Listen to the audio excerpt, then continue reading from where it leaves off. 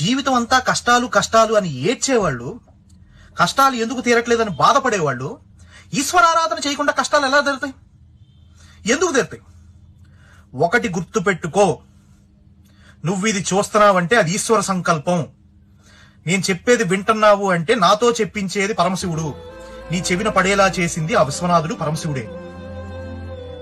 ఎప్పుడైనా కష్టాల్లో ఉన్నప్పుడు ఒక చెంబుడు నీళ్లు, ఒక గుప్పెడు పంచదార, ఒక 3 ఒత్తులు దీపం, ఇవి చాలు. చెంబుడు నీళ్లు పోస్తే పులకరించిపోతాడు శంకరుడు. అందుకే అంటారు ఆయన్ని బోళాశంకర అని.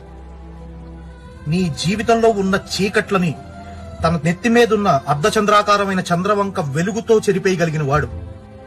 నువ్వు ఏడ్చి ఏడ్చి గొంతారిపోతే నీకు తన నెత్తి మీద జటాజూటంలో ఉన్న గంగతో నీ గొంతు తడిపి నీ దాహం తీర్చగలిగిన వాడు. నువ్వు ఎడతెరుపు లేకుండా ఏడ్చి కన్నీళ్లు పెడుతుంటే తన 3వ కంటి వేడితో నీ కన్నీళ్లను ఆవిరి చేయగలిగిన వాడు నా తండ్రి పరమశివుడు. శంకరుడొక్కడే. ఆయన్ని మొక్కడం మొదలుపెట్టు, జీవితం ఎన్ని మలుపులు తిరుగుద్దు. Download ShareChat.